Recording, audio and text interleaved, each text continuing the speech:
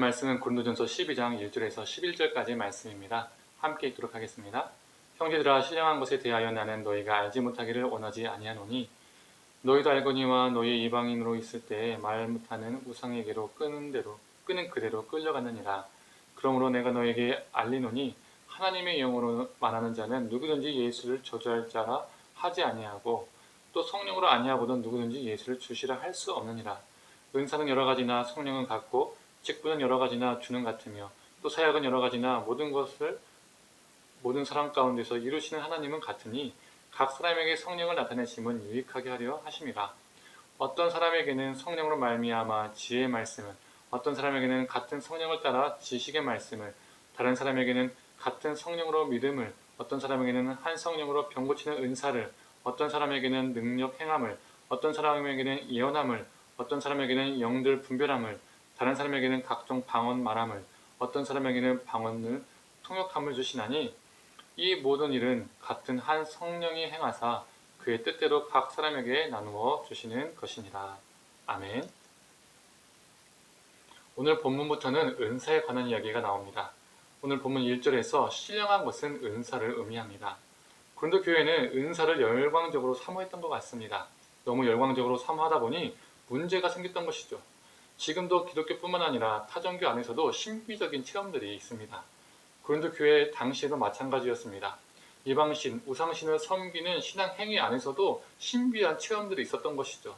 고린도 교회 성도 대부분이 이방인들이었기 때문에 그들이 예수님을 믿기 전까지는 그것을 보고 경험하며 자랐고 살았던 사람들이었습니다.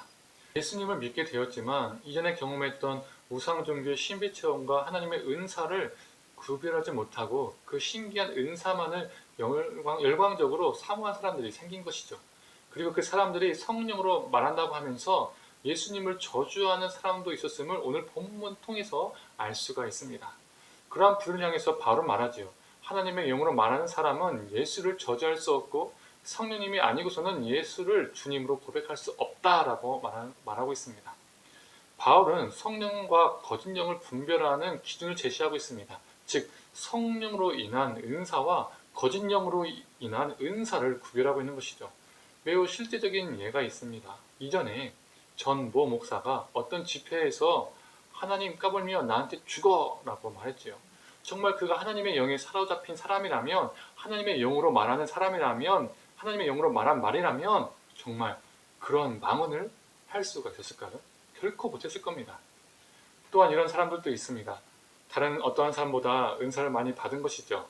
예를 들어서 치유의 은사, 통변의 은사 등을 받은 것입니다.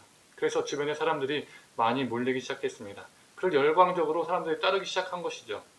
그런데 그 사람이 그 은사를 행하면 행할수록 어떻게 됩니까? 점점점 교만해지고 어느 순간 자신이 주님이 되어버립니다. 즉 교주가 된 사람들이 있다는 것이죠. 이런 경우 정말 은사가 많은 사람들이 이단에 빠지는 경우가 진짜 많이 있습니다. 그의 과거의 첫 시장은 하나님이 주신 것이 맞지만 어느 순간 예수가 주님이 아니라 자신이 주님이기 때문에 그 어떠한 신비적인 행위를 해도 그것은 하나님이 역사하시는, 행하시는 역사가 아니라는 겁니다. 하나님이 주셨던 참된 은사는 하나님이 걷어가시고 거짓 영에 사로잡혀 행하는 거짓 은사일 뿐인 것이죠. 그리고 4절은 은사는 여러 가지나 성령은 같다라고 말합니다. 이 모든 은사는 성령이 주신다, 성령님이 출처시다라고 말하는 겁니다. 모든 은사는 성령님이 주시는 것이기 때문에 그 은사의 우열을 가릴 수 없다라는 겁니다. 만약에 더 높은 사람이 주면 더 높은 은사가 되는 거고, 그 다음에 낮은 사람이 주면 그 낮은 은사가 되는 거고, 더 낮은 존재가 주면 더 낮은 은사가 되겠지만 주시는 분은 한 분이시기 때문에 우열을 가릴 수 없다는 것이죠. 고린도 교회가 열광적인 은사를 사모하다 보니 자신들이 받은 은사를 가지고 서로 잘난 체를 하게 된 겁니다. 자신이 가지고 있는 은사가 더 우월하다고 여긴 것이죠. 지금도 많은 사람들이 갖고 싶어하는 은사들이 있죠. 별로 신경 안 쓴 또 은사들도 있습니다. 대부분 어떤 은사들 사람들이 놀라워하고 부러워하고 갖고 싶어 합니까? 신비적이고 초자연적인 현상 같은 것을 일으키는 은사를 좋아합니다. 고린도 교회도 그랬을 겁니다. 신비적이어서 혹하는 그런 은사를 더욱 사모했을 겁니다. 그리고 그런 은사를 가진 사람들이 그 은사로 자신을 드러내고 우쭐대었다는 것이죠. 그래서 바울은 성령님이 주신 것이기 때문에 우열을 가릴 수 없다, 잘난 체 하지 마라 라고 일침을 가하는 것입니다. 그래서 바울은 7절에 말합니다. 각 사람에게 성령을 나타내심은 유익하게 하려 하십니다. 은사의 목적은 나를 드러내고 나를 높이는 데 있지 않다. 은사의 목적은 타인을 유익하게 하는 데 있다라고 말하고 있는 겁니다. 그래서 우리는 어떠한 은사를 받았다면 그것으로 나를 채우고 높이는 것이 아니라 그 은사로 어떻게 타자를 유익하게 할 것인가에 대해서 관심을 갖고 고민을 해야 됩니다. 사랑하는 성도님들, 은사는 성령님이 우리에게 주신 것이기 때문에 우리의 소유물이 아닙니다.